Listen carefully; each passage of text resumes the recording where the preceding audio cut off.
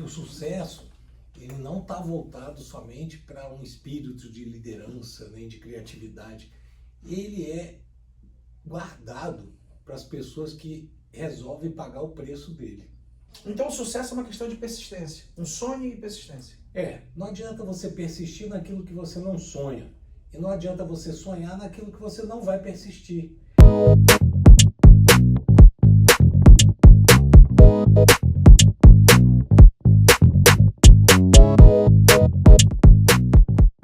Gente, hoje é um dia muito especial. Hoje eu estou diante de uma das pessoas que eu aprendi a admirar aqui na América. Uma pessoa que tem feito um trabalho incrível na vida de muitos brasileiros, de muitas pessoas, inclusive na minha vida, na vida da minha filha. O doutor Evandro, com sua esposa Dani, estou chamando assim, abreviando, porque são amigos íntimos, eu estou aqui com um amigo. Verdade. E o Evandro tem uma história fantástica, né, Evandro? Quanto tempo de América, Evandro? Bom, eu tive a América em duas fases. Uma nos anos 90, onde eu fui para Miami. Mas morar ou passear? Morar. E eu aprendi a falar espanhol. Olha, sabia desse detalhe. Em Miami. E na década de 90, em 95, eu morei um pouco mais de um ano lá. Aí voltei e falei, não, eu preciso morar naquele lugar definitivamente. Olha. Mas aí voltei numa outra condição há 6 anos atrás e aí eu já queria morar num lugar onde eu pudesse criar filhos. Aí foi um pouquinho diferente. Né? E no Brasil, Evandro? Vamos lá, vamos começar lá no Brasil. Hoje você mora aqui, mas sua vida começou no Brasil. E essa história de quintal, a gente fala que esse quintal nem sempre foi assim. Já teve quintal diferente. Né? Toda a história que você for perceber nesse meu canal, você vai ver que os vencedores, eles não nasceram já lá no topo. Eles subiram todos os degraus até chegar aonde estão. E o Evandro é diferente. Como foi tua vida lá, Evandro? Nasceu aonde? Quantos irmãos? Conta pra gente. Vou te contar. Nós somos... Brasília foi inaugurada em 1960. E eu nasci em 63, em Brasília. Uau, Ou seja, Brasília era só barro e construção quando eu nasci. Então é raro você ver um vovô de cabeça branca, 4 netos, que tenha nascido em Brasília. É muito difícil você encontrar isso. Meu pai foi para lá em 62, um concurso público que ele passou, saiu do Rio de Janeiro, minha família é de lá. E aí crescemos em Brasília. E tu formou em que lá? Tu estudou e formou em que? Então, eu formei em administração na época e depois eu comecei a estudar outras coisas. Eu fiz muitos MBAs na área de gestão, negócios. Sempre gostou de estudar, Evandro? Não, nem sempre. Eu gostava de tentar ganhar dinheiro, achando, como todo jovem, achando que o ímpeto do empreendedor ia resolver o assunto, e a gente hoje aprendeu que não é bem assim. É o fluxo de caixa aqui mesmo, aquele velho e bom fluxo de caixa que faz a gente vencer. E daqui a pouco eu falo sobre isso, porque eu sei que agora deu uma gelada, joguei um banho de água fria, mas daqui a pouco a gente fala sobre isso. Eu tive uma grande derrota nessa época, nesses anos 90 aí. Eu fui para os Estados Unidos e achei que eu fosse ficar rico, e na verdade eu voltei devendo $80 mil. Uau! E foi aí que eu comecei a estudar. Eu comecei a estudar para concurso público na época. E aí comecei a estudar e eu não sabia que eu ia gostar de estudar. E aí eu comecei a gostar de estudar. Olha isso. Foi preciso acontecer algo muito forte para te puxar para esse mercado, esse caminho. Foi. Aí eu comecei a estudar contabilidade, economia, e eu já era administrador, mas eu comecei a dar aula sobre isso, e gestão estratégica, marketing. E aí eu fui estudando, fui fazendo pós-graduações, e fui evoluindo nessa área acadêmica. E eu descobri que eu adorava dar aula, eu não sabia também que... Tu tinha quantos anos nessa época, mano? Que tu descobriu que tu saíste daqui devendo 80 mil e tu te cabeçou pro estudo? Tinha quantos anos? Eu já não era mais tão jovenzinho não, né? 95, bom, nasci em 63, então faz as contas aí. Uns 30 e poucos tinha anos. 32 anos, né? Então eu trabalhei também muito na área comercial de grandes empresas. Eu tive essa sorte. Trabalhei na Tramontina, no Boticário, no Grupo Accor. Como empregado? Como empregado, na Johnson & Johnson. Sempre na área comercial. Fiquei 16 anos na área comercial. Aí, quando foi em 98, eu entrei no Boticário e aí eu fiz uma mudança de rota para a área de consultoria. Nesse mesmo tempo eu comecei a dar aula também. E aí eu fui com uma carreira híbrida entre consultoria e professor universitário. Mas na tua casa, quando tu era jovem, 18, 20, 21 anos, nessa fase que o cara tá começando a querer dinheiro, entender, querer isso, tu tinha uma situação tranquila, porque teu pai era um bom, era funcionário público, não era? Era funcionário Um bom funcionário público, inclusive, bem bom funcionário bom cargo. público. Ele pagava escola para nós. Nunca faltou nada, não tiveste uma vida difícil? Não. Ok. Não tive, mas também era muito mais controlado do que o que a gente vê hoje. Uhum. Então, uma bicicleta não se comprava assim, vamos comprar uma bicicleta. Não, aquele era um presente de Natal depois de um grande planejamento. Sim. Tênis, eu usava o Quixute, o Bamba, era uma vez, no máximo 2 por ano que a gente conseguia trocar. Então, tinha os nossos momentos assim de aperto. Mas fome eu nunca passei. Não passou aquela necessidade de algumas outras pessoas que decolaram? Não. A tua necessidade, na verdade, veio de frustrações por estar tentando pelo caminho errado as coisas. Tipo, ou não o caminho mais conveniente. Era de começar as coisas e quando aquilo estava me importunando, eu largar. Por que eu largava? Porque eu tinha segurança da minha família. Que legal isso. Tá Qualquer coisa que deu errado... Tu não queimava as pontes? Não queimava as pontes. Aí eu tinha sempre a minha família para me amparar em momentos ruins, né? Mal eu sabia que aqueles momentos ruins eram justamente o que eu deveria transpor. Que era bom. Os momentos ruins são bons, então? São. Por quê, Wander? Tu diz que os momentos... Porque vaso de honra precisa passar por prova de fogo. Isso é clássico. Você, para se tornar um ser humano melhor, para mudar de perspectivas, você precisa saber atravessar esses momentos ruins. E quando você retroage, que era o que eu fazia, eu larguei muitas coisas pela metade, eu posso te dar vários exemplos, depois eu voltei para concluir tudo.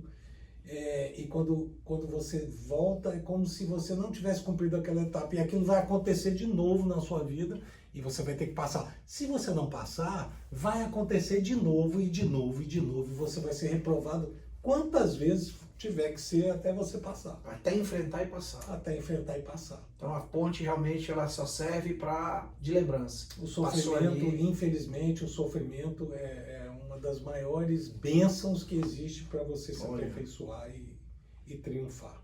Agora eu te pergunto uma coisa, Wander. Uma vez a gente conversando, tu me falou da importância da leitura. A gente tá com um livro aqui que tu botou na minha frente, que tu comprou uma caixa. Gente, ele comprou uma caixa de livros.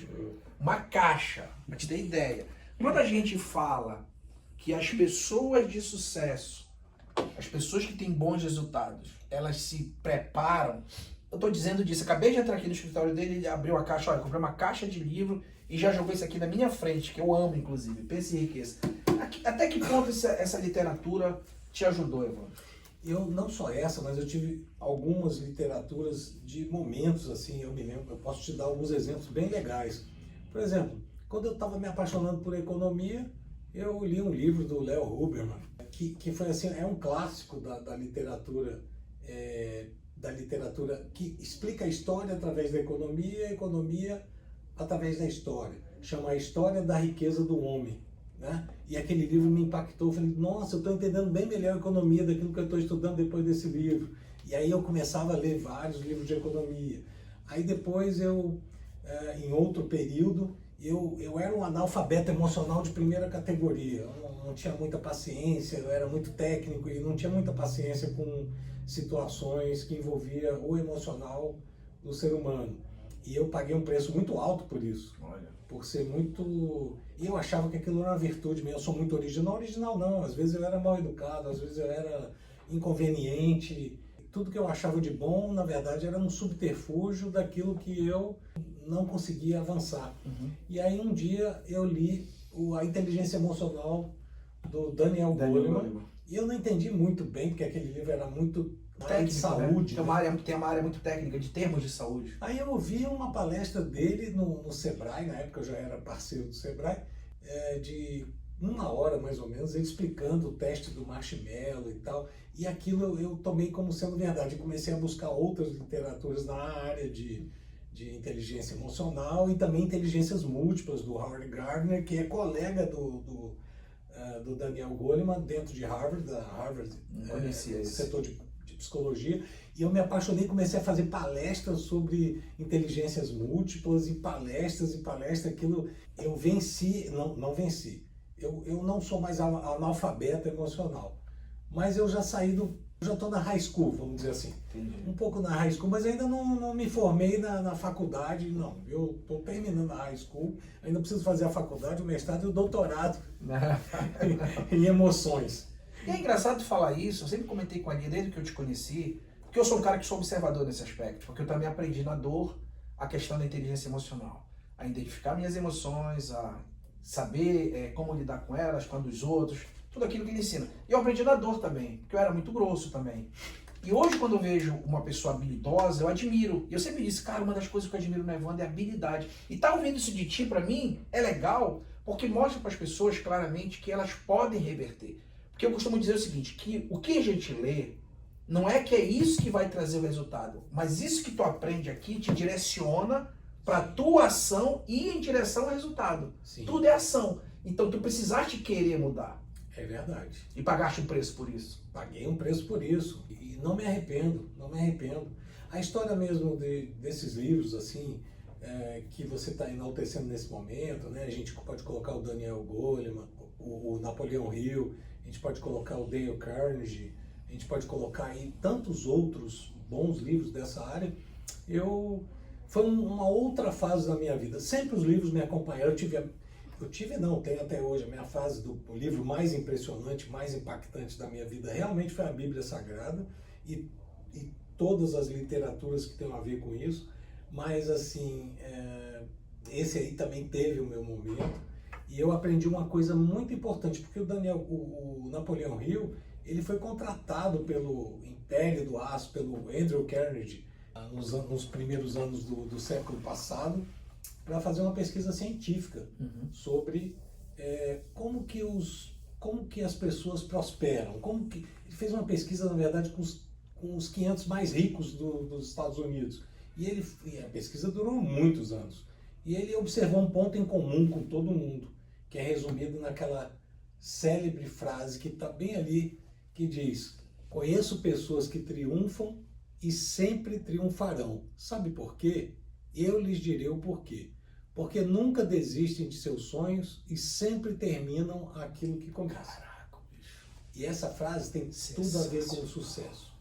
Por quê? Porque o sucesso, ele não está voltado somente para um espírito de liderança, nem de criatividade.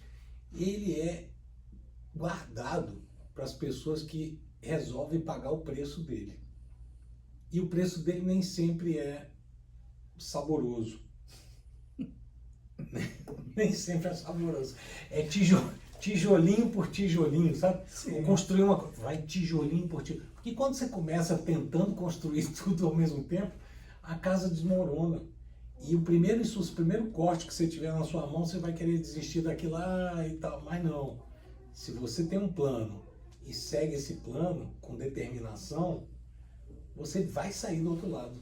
Porque você vai conhecer os meandros que ninguém quer conhecer. E você vai estar habituado a resolver coisas difíceis para quem não se envolve. Mas quando você se envolve, você começa a se acostumar a resolver coisas difíceis e daqui a pouco só tem você resolvendo, porque você pagou o preço de resolver aquilo. Então o sucesso é uma questão de persistência, um sonho e persistência. Não adianta você persistir naquilo que você não sonha. E não adianta você sonhar naquilo que você não vai persistir. É como uma tesoura de duas lâminas. De um lado você tem a persistência, do outro você tem um sonho. Qual dos dois é mais importante? Não existe um sem o outro. Se você não tiver as duas pontas da tesoura fazendo uma função, o que adianta? Ela não vai cortar o papel, ela não vai cortar os objetos. Então, é isso. O sucesso, ele sempre é acompanhado da persistência, e a persistência é acompanhada do sucesso. Maravilha. Evandro, aí você estava aqui nos Estados Unidos, voltou para o Brasil, e lá você foi professor, trabalhou com várias coisas. O que tu trabalhou no Brasil e o que tu construiu no Brasil nesse período? Então, no Brasil, eu era consultor de empresas, né? Eu integrei alguns grupos bons de consultoria, grupos grandes, trabalhei em empresas muito grandes, trabalhei em órgãos de governo, Ministério das Relações Exteriores, Secretaria de Comércio Exterior, o próprio Conselho Regional de Administração, do qual eu fui conselheiro. Caramba. Enfim, só que ser consultor é matar todo dia um leão. Você terminou um projeto, você recebe o valor, o dinheiro que você cobrou para aquele projeto. Aquilo é muito, muito bom, muito feliz. Mas no dia seguinte, você está de novo na luta para matar outro leão. E eu sempre quis ter renda recorrente. Gostei desse assunto. Eu sempre quis ter renda passiva, porque eu sabia que um dia a renda passiva ia me dar a liberdade que eu precisava para decolar. E eu não conseguia, porque eu estava naquela corrida. Corrida dos ratos, que A chama. corrida dos ratos da Cirandinha, pagando conta e dando um cheque pré-datado. Você já passou por isso? Já, rapaz, nossa, demais. E correndo na corridinha dos ratos e tal, e não. Eu falei, não, agora eu preciso fazer alguma coisa. E um dos grupos que eu fazia consultoria, na época chamava Grupo Ideia. Eles fizeram uma parceria na época, a Universidade Gama Filho, para fazer a área de educação à distância. Eles sabiam que eu era da área de gestão. E me convidaram, Evandro, você não quer criar os cursos para a Gama Filho? Você não quer criar os cursos de gestão nessa área? Eu falei, quero. E aí muita luta, muita energia ali em cima daquela ideia e ao mesmo tempo fazendo consultoria, porque eu tinha que sobreviver. Então eu tive que pagar o preço de duplo, sabe? De fazer o que eu já fazia e integrar mais uma atividade que eu mal sabia quando que ia me dar retorno, não tinha nem ideia. Tu acreditou, né, cara? Fui. Isso. Eu fui no primeiro mês que foi tudo lançado, meu salário, R$500. Uau. Pô, mas esse trabalho todo para R$500, não desmerecendo. Claro. No mês seguinte, cada vez que a turma rodava, aquilo só ia aumentando. Escalava. Aí eu falei, peraí, mas eu posso escalar isso com outros cursos. E lançava mais um, e lançava mais um, e lançava mais um. Quando eu acordei, eu tinha a minha equipe própria, toda paga 100% com essa atividade, eu já levando uma vida com muito mais qualidade. Ganhando mais? Ganhando muito mais do que eu ganhava em consultoria, porque eu acreditei numa ideia com ganhos recorrentes, vamos dizer assim, que não precisava mais eu sair, eu estava ali, eu tinha somente que coordenar todas as partes importantes dessa ideia. E assim foi. Aí quando eu vim para cá, para os Estados Unidos, eu já tinha uma renda, eu mandava para cá um dinheiro já considerável, $7.000, $8.000, mais ou menos, que eu vivia uma vida. Já se mantinha aqui? Mantinha e vivia bem. Eu já vim numa outra condição do que eu fui para Miami na década de 90. Sim. Lá eu fui com a faca no dente. Sim. Quem está nos ouvindo deve saber o que é esse faca no dente, entendeu? Vendendo almoço para comprar janta. Era desse jeito. E aqui eu também me movimentei. Aí chegamos aqui à nova história. Pois é, aí chegou numa parte que é sensacional. Chegou na América, já sabia o inglês? Já tinha... Uma na escala de 0 a 10, onde 10 é americano e 0 sou eu. Onde Então, tu estaria? 7,8. É um bom inglês. Isso assim, bom inglês. Eu me enaltecendo. Um bom inglês. A Dani também. 7,5. A Dani também. Dani sempre falou mais do que eu. Dani, pra quem não sabe, é a esposa dele. Provavelmente daqui a pouco ela vai dar o ar da graça. Ela não gosta muito de aparecer igual a Lia, mas é o motor. Depois ele vai falar dela pra você vai entender o que eu tô falando. E aí chegou aqui, começando, e tu tavas aí com a tua renda residual. Inclusive, o que tu poderia dizer pros jovens, cara? Porque existe ainda muita ideia de estudar, fazer concurso, passar, ou então estudar, arranjar um emprego e me aposentar em excesso. O que tu acha dessa ideia? O que tu sugeriria para um jovem? O Ikigai. I-K-I-G-A-I. Ikigai. Primeiro precisa entender o que você gosta de fazer. Ikigai explica o que é Ikigai. Eu já vi esse vídeo, já vi um estudo, mas não me aprofundei. É um conceito japonês que significa a razão da sua existência. Legal isso. Então eu questiono algumas coisas. Por exemplo, o que você gosta? Porque tem gente que faz coisas rapidamente e muito melhor do que outras pessoas, em menos tempo, e que não sofre para fazer aquilo. Então, tem coisas que você gosta de fazer e que você faria até de graça, quanto mais recebendo. Sim. Essa é a primeira coisa, você descobrir o que você gosta de fazer. A segunda, o que você é bom de fazer. Muitas vezes o que você gosta de fazer é uma coisa, você é bom é outra. Às vezes você é bom numa coisa que você não gosta de fazer, mas você é bom para fazer aquilo. E a outra é aquilo que realmente as pessoas pagam você para fazer isso. que as pessoas pagariam para você para que você fizesse para elas? Se você tiver essa resposta, você tem empregabilidade, ou pelo menos uma grande possibilidade de oferir renda. Só porque você sabe dessa resposta. O que as pessoas pagariam você para fazer por elas? E também vem uma nova pergunta, o que o mundo precisa? E o Ikigai acrescentou isso depois. Então você, pegando essas 4 variáveis, o que você é apaixonado por fazer? O que você é bom de fazer? O que as pessoas pagariam para você fazer? E o que o mundo precisa, e juntar essas 4 coisas. Sensacional. Sabe aquela bolinha, sabe as bolinhas das Olimpíadas? Que Sim. São 5, né? Vão se encaixando. E vão se encaixando? Sim. Se você pegar essas 4 e não juntar, mas deixar elas quase juntinhas, ela vai formar um ponto em comum entre elas. Um ponto em comum entre elas. Esse é o seu Ikigai. Uau, sensacional isso. E é aí que você tem que explorar. Sensacional. Né? Por exemplo, eu gostava, hoje eu já não curto mais tanto fazer consultoria. Uhum. Consultoria, eu estou falando de gestão de processos, gestão de projetos, gestão estratégica, gestão financeira, gestão de pessoas, gestão, sempre foi a minha praia. Uhum. Né? Hoje eu não gosto mais de fazer, mas eu sou bom de fazer, eu sei fazer isso. Uhum. E as pessoas me pagariam para fazer. Mas então o meu Ikigai não está isolado nessa variável. Uhum. Né? O que eu sou apaixonado por fazer? Educação. Uhum. Educação, eu recebo um passivo dessa área de educação, que até hoje eu tenho essa parceria, mas ali a área de educação é uma paixão. Uhum. É uma paixão. E que, sinceramente, eu gostaria de retornar, porque isso é uma coisa que me movimenta, sabe? Retornar, me lançar mais nessa área de educação. O que eu sou, talvez eu seja bom em fazer consultoria, mas é uma coisa que não me movimenta na paixão como me movimenta a educação. Uhum. Entende? E o mundo precisa de educação. O mundo precisa E de o mundo educação. pagaria para as pessoas pagariam para você ter educação. Com certeza, Com certeza. mas uma educação diferente. Uma educação diferente. Uma educação diferente. Vamos lá. Não mais aqueles preceitos de...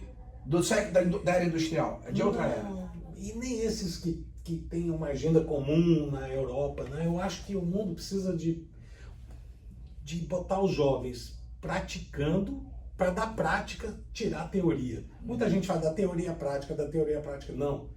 Propondo ao contrário. Pratica e da prática você retira a teoria. É diferente. Entendi.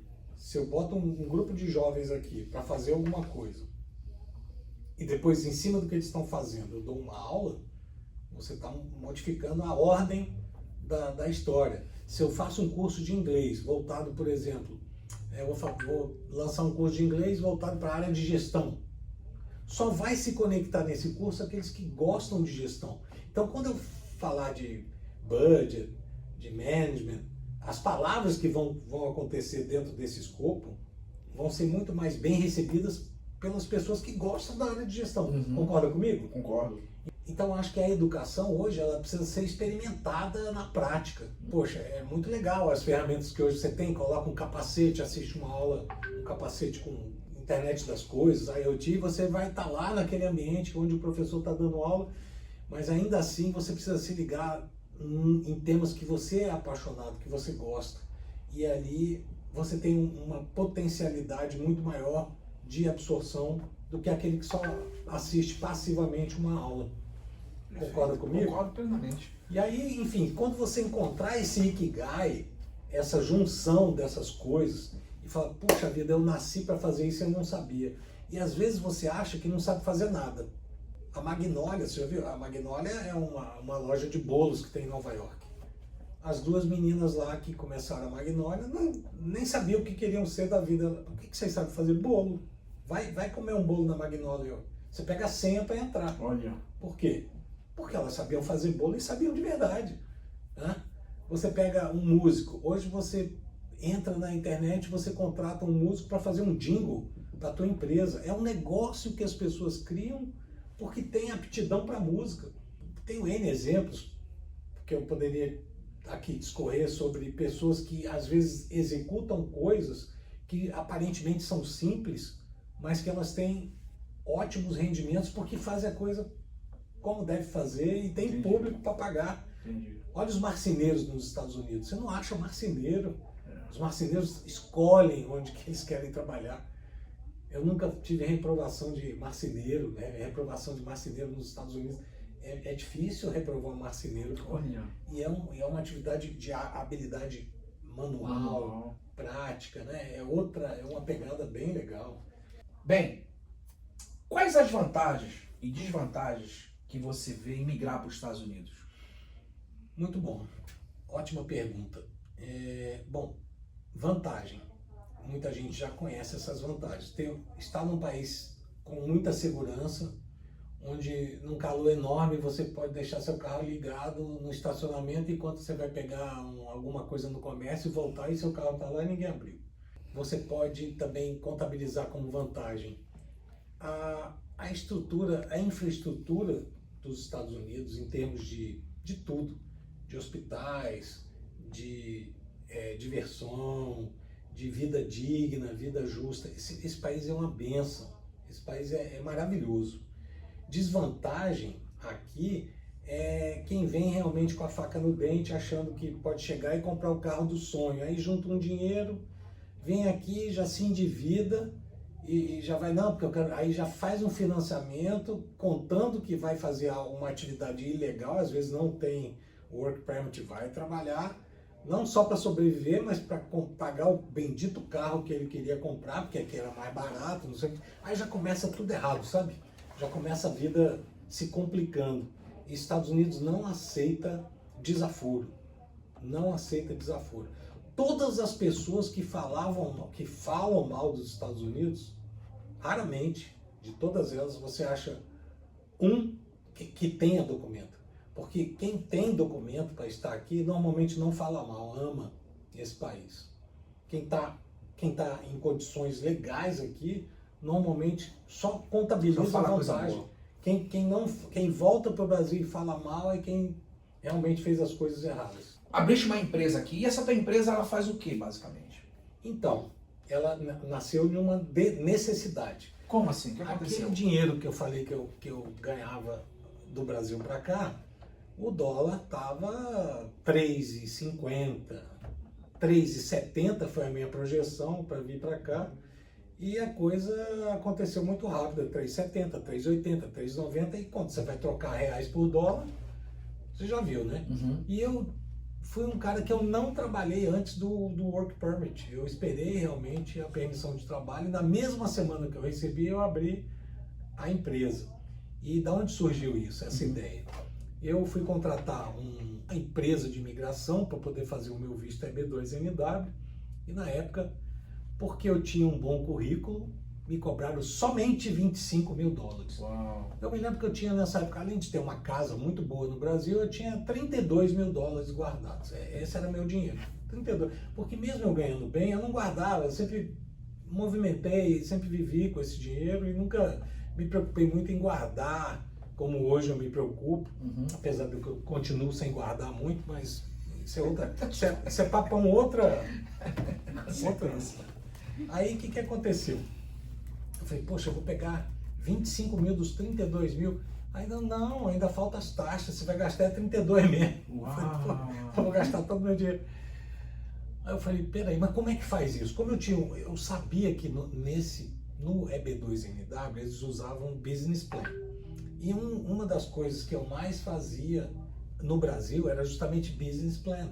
Então eu estava dentro da minha área de competência. Eu estava estudando inglês, eu vim como estudante nessa época. E eu tinha um colega de sala que eu sabia que a esposa dele trabalhava com isso. E eu cheguei para ele e falei, pergunta para tua esposa se ela trocaria 2 business plan pelo conhecimento de como faz um EB2NW, porque até então eu não sabia qual era a primeira página, a segunda, a terceira. Eu sabia tinha uma noção breve, mas eu não sabia o que fazer na sequência dos documentos. Mas eu sabia fazer business plan. Então eu fui, conversei com ele falou com ela topou. Eu fiz um business plan para ela adorou, me deu conhecimento. Quando eu bati o olho e fui olhando para mim, eu falei, a parte mais difícil é a minha, com todo respeito. Eu fui guiado por ela. A pessoa foi importante na minha vida porque ela tinha o conhecimento e ela tinha autoridade para me guiar. E ela me guiou E eu fui fazendo by myself, sozinho. E em 89 dias eu recebi o Work Permit. Foi aí que eu abri a empresa e ela começou a me contratar para entregar os business plans, para fazer alinhamento de currículos ao código de ocupação, escolhido pelo advogado, escolhido por ela. E aí eu comecei a entender a lógica toda, fazendo o meu e ao mesmo tempo fazendo de outras pessoas, já com a empresa aberta e fazendo atividade legal. Ah, Evandro, mas você então está dando uma de advogado? Não, eu trabalho com os documentos especiais, que é competência do administrador, do economista, do estrategista, que é o business plan, que é você pegar um currículo, saber fazer o código de ocupação, que é entrar numa planilha financeira, saber calcular o break-even point, o payback, o ROI, o VPN, VPL, o valuation, essa é a minha praia. Eu não sou advogado, eu acho que todo mundo deve contratar um advogado. Claro. É aí que eu vi que eu poderia fazer um negócio em cima desse mercado. Por quê? Porque 2 que eu contatei nem me ligaram para saber, você vai fechar com a gente? E aquilo me chamou a atenção. Falei, por que eles não me ligaram?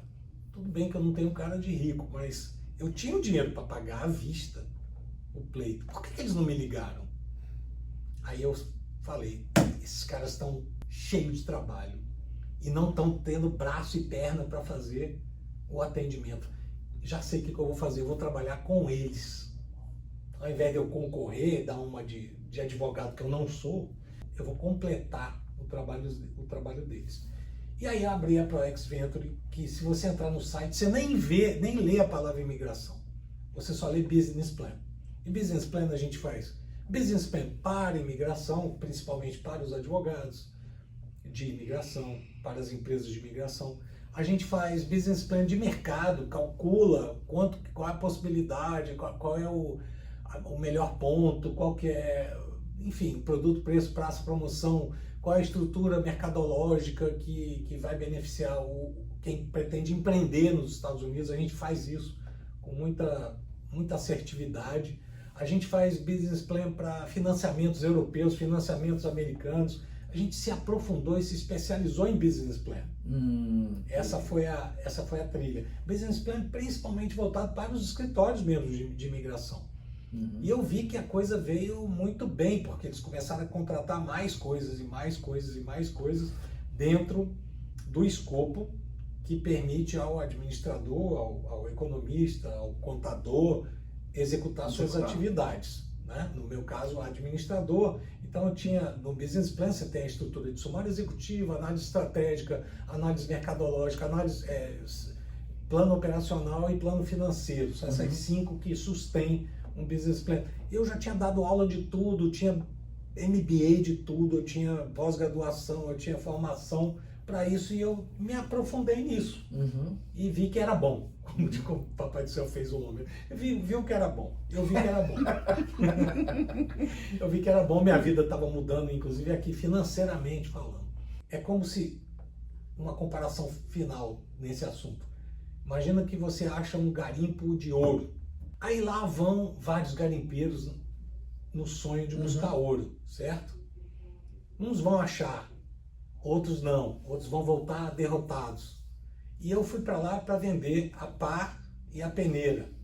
Então uns ganham, outros perdem, mas eu estou sempre vendendo a pá e a peneira porque eu estou ajudando os garimpeiros. Entendi. Sejam eles vitoriosos, sejam eles não vitoriosos, eu estou fazendo o meu, ganhando menos, mas eu estou fazendo o meu papel na área de gestão, finanças, eu estou fazendo o meu papel.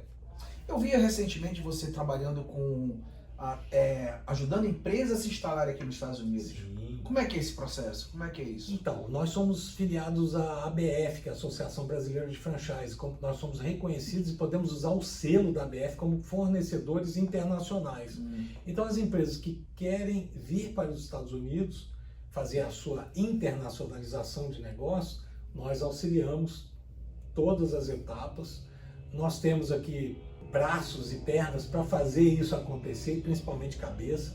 Então, por exemplo, você é dono de um negócio no Brasil e quer se internacionalizar. Aí você chega para mim e fala, Evandro, busca o ponto para mim eu busco o ponto para você, o primeiro. Aí você, Evandro, por favor, agora que você buscou o ponto, eu vou pedir para minha arquiteta desenhar a loja, eu vou comprar os equipamentos, você recebe para mim, eu recebo. Olha. Recebo para você, você faz a montagem de loja, tem parceria para fazer a montagem de loja. Posso contratar a mão de obra, posso recrutar, selecionar e contratar e treinar a sua mão de obra aqui.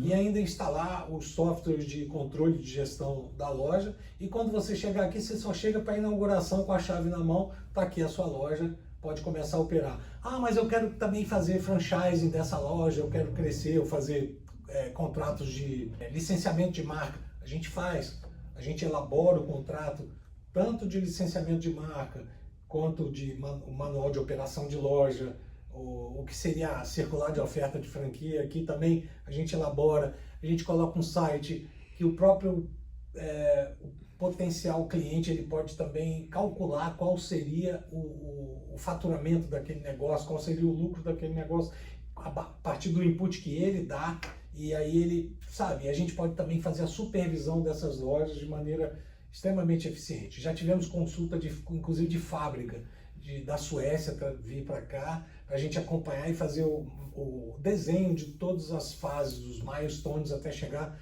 na fábrica completa, colocada nos Estados Unidos. A gente encontra qual é o melhor lugar dessa fábrica, onde é que estão os incentivos, onde que ele vai contratar mão de obra para preencher. Então, sabe, é um trabalho muito completo. Muito interessante. Coisas que eu aprendi no conhecimento de consultoria, aliado a essas grandes empresas que eu passei, que eu tive a sorte de passar.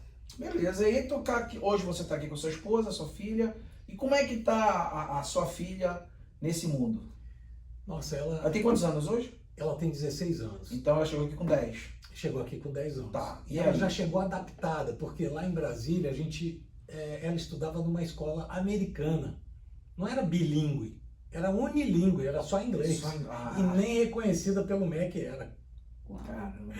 Aí quando ela veio para cá, e lá também... Ou seja, eu já estava planejando vir mesmo. Há muito tempo.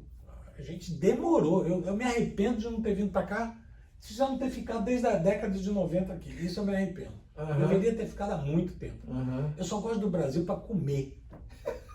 E para ver minha família. É verdade. Sabe, ver meus amigos, fazer churrasco com meus filhos, almoçar com meus amigos velhos. Claro. E é para isso que eu gosto. Agora eu chego lá em Brasília, por exemplo, eu já quero ir no Cavalcante, lá no Quifilé, para comer o filé que eu gosto. Eu gosto do cachorro-quente do Land, eu gosto de comer sanduíche no Skies. Eu já tenho meus lugares que eu vou, e eu chego aí, Evandro, e aí todo mundo sabe quem eu sou e tal, e eu como minhas coisinhas lá, e eu fico feliz da vida.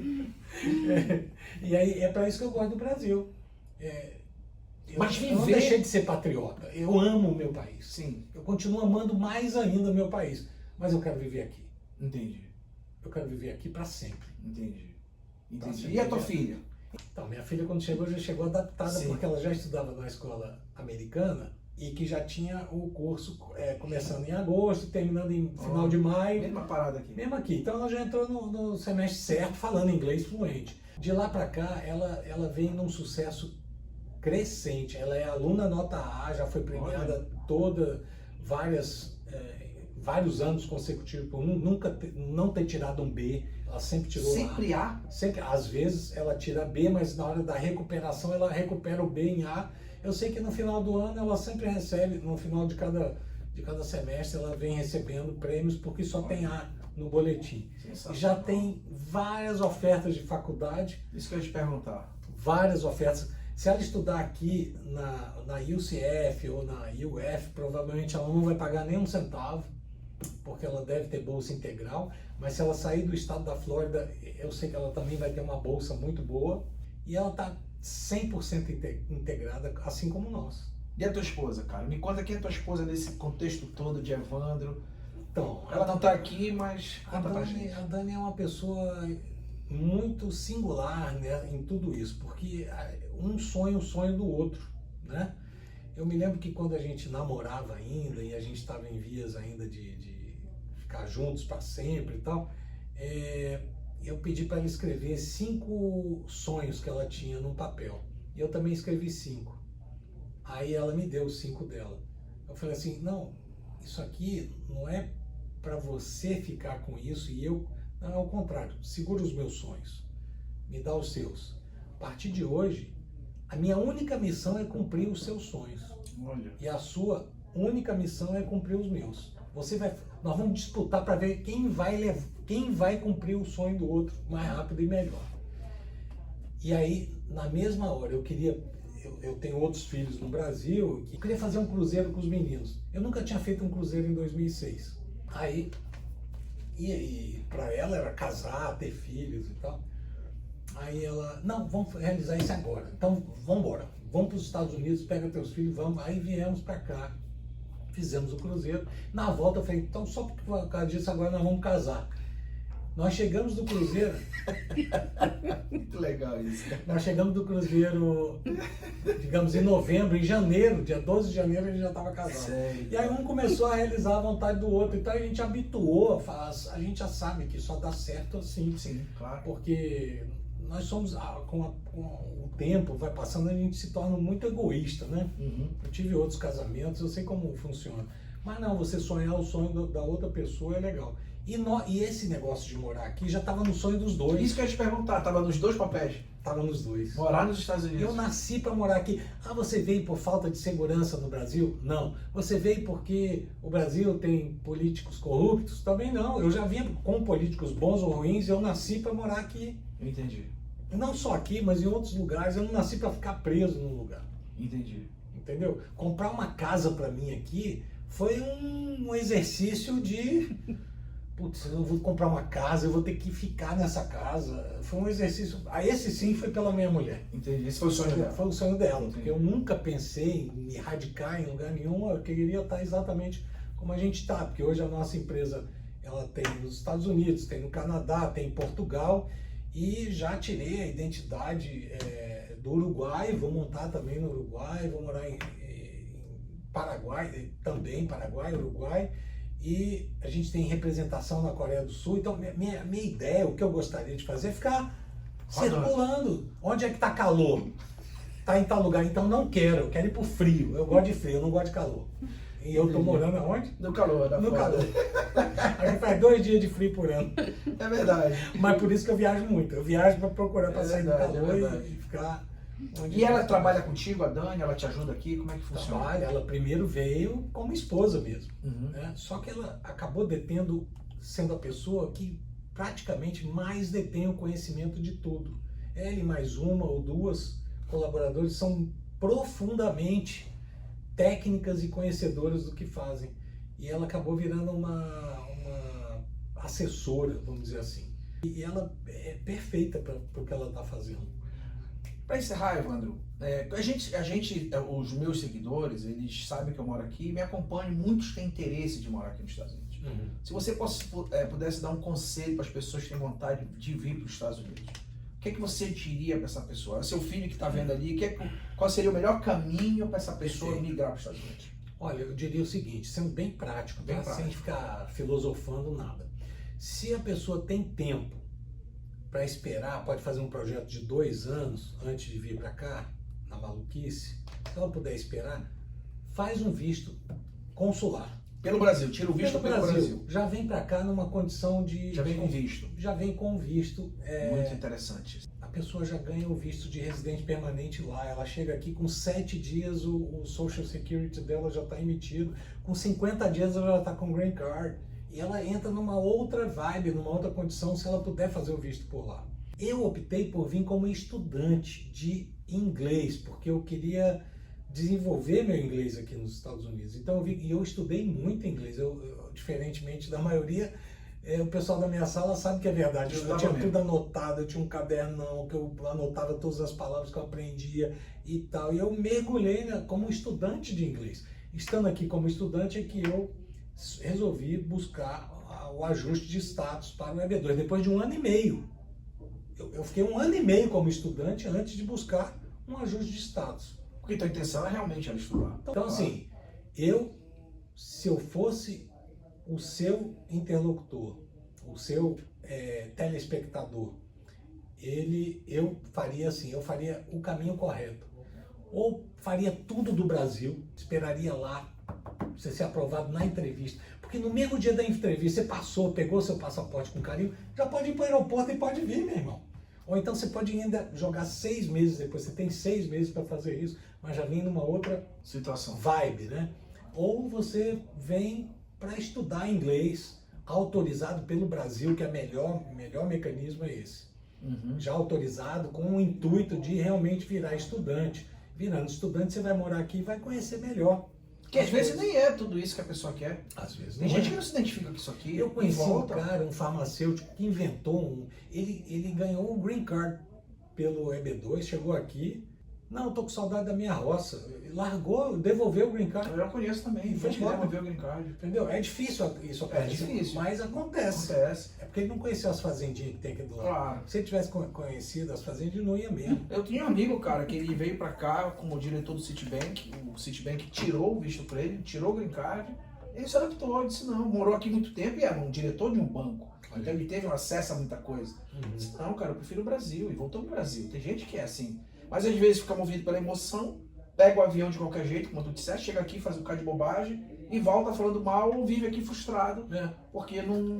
Ah, mas só trabalho, parabéns, escravos unidos, é assim mesmo, aqui todo mundo trabalha. Então por isso que você tem que encontrar o seu Ikigai. Se é para você trabalhar, porque aqui também você trabalha e ganha dinheiro. É lógico, dinheiro forte. Aqui você ganha dinheiro. Qualquer atividade você ganha dinheiro, você faz dinheiro nos Estados Unidos. E aqui você vive com dignidade, qualquer que seja a função que você exerça.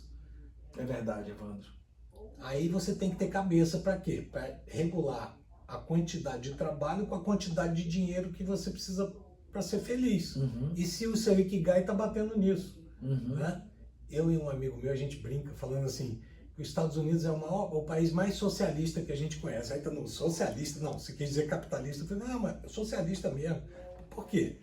Ó, o meu sócio, por exemplo, ele tem uma faxineira que vai toda semana na casa dele só para passar um paninho. É uma hora de paninho. Ela ganha $100 e faz umas 4 casas pelo menos todos os dias. Então no final do dia ela tem $400 como faxineira. Ela entra no carro dela, que é um carro bom, vai no supermercado, vai no Walmart, lá compra a comida da casa dela. No dia seguinte, meu sócio está na academia, quem chega? O filho da faxineira para malhar com ele. E aí, beleza, Luiz? Vou malhar hoje contigo, beleza. Que é uma prova maior do que socialismo, sabe? Aquilo que o socialismo quis alcançar, o capitalismo americano conseguiu alcançar o sonho dele sem ser socialista. Alcançou pela boa distribuição de renda que existe aqui e com justiça. O cara tá sentado no restaurante do teu lado, ele pode ser um empresário, pode ser um motoboy que faz entrega de comida. E ele tem dinheiro para sentar do teu lado para comer. Então isso é maravilhoso nesse país. É uma das coisas que mais... E tu não encontra isso nos países que te dizem que lá serem pelo povo, ser essa ideia social, isso é mentira, que não existe. Mentira, só repressão, só... E os caras que encabeçam esses países socialistas aí, eles não vivem como socialistas, eles querem vir para cá, eles querem tomar uísque importado, eles querem... Sabe? Eles não vivem como socialistas, eles gostam de socialismo para os outros, para eles não. Acabei de postar hoje, eu fiquei impressionado, o brasileiro já pagou em 2024 2 ou 3 trilhões, 2 trilhões de reais, até agora. Não, de impostos. Até agora. Sabe quando foi a última vez que aconteceu isso? Em 2015. Qual é a semelhança desses 2 anos? O mesmo partido político, que prega a sociedade, que prega social, a igualdade, está arregaçando com o povo brasileiro. Pois é. Aqui você tem opiniões divergentes, claro, entre republicanos, entre democratas, são antagônicos, mais ou menos, mas quando se fala de defesa dos Estados Unidos, de sentimento de cidadania, todo mundo se une. Todo mundo se une. Ninguém vai deixar malandro chegar aqui e dominar, porque aqui existe segurança jurídica. Isso. Seja por um partido, seja por outro, existe segurança. Agora, eu também, essa é a minha opinião pessoal também. Se alguém vier discutir isso comigo... Vai discutir sozinho. Vai discutir sozinho, porque eu não é a minha praia. Quer discutir educação de jovem adulto? É nós. É comigo. É isso mesmo. Quer discutir consultoria? É comigo. Business plan? Putz, eu tenho o maior prazer. Quer trazer uma empresa para os Estados Unidos? Quer trazer uma empresa para os Estados Unidos? É com a Evandro. Ah, gente, senta aqui nessa mesa. Ajudar você a fazer perspectivas de planos de mercado, enfim, vai ficar feliz. Agora, não vem discutir política comigo, não. perda de tempo, é verdade. Perder tempo, vai ficar sozinho. Eu vou comprar um papagaio, Tom, escute aqui. Olha, gente, nós batemos esse papo com o meu amigo Evandro. Muito obrigado, Evandro. Obrigado a você. Você foi demais. Sempre Você bom que estar é. com você. Você que é demais. É um prazer. Eu tenho uma admiração grande pelo Evandro. Já falei isso para ele na última vez que nós jantamos. A confiança e a gratidão que eu tenho. Porque é isso, é um homem que tem o que dar. Tem um conteúdo para dar. Tem algo para te acrescentar. E a gente, nós somos frutos das pessoas que nós sentamos na mesa. Nós somos reflexos daquelas pessoas que nós andamos. É verdade. Às vezes é melhor você andar só com uma ou duas pessoas desse nível para cima do que andar com tanta gente que te é uma âncora na tua vida. Então, obrigado pela tua amizade. Obrigado a você, Jupiter. Foi incrível o último churrasco na casa dele. Foi muito bom. Colocou lá dois casais incríveis, que rolou um match, né? É, bem legal, né? Bem legal. Bem aos Estados Unidos. Quer vir para os Estados Unidos? Quer vir conhecer melhor? Quer entender melhor? Marca com o Evandro. Me chama no meu privado aí, pergunta o contato dele. A gente vai botar na legenda no final o contato daqui da empresa dele.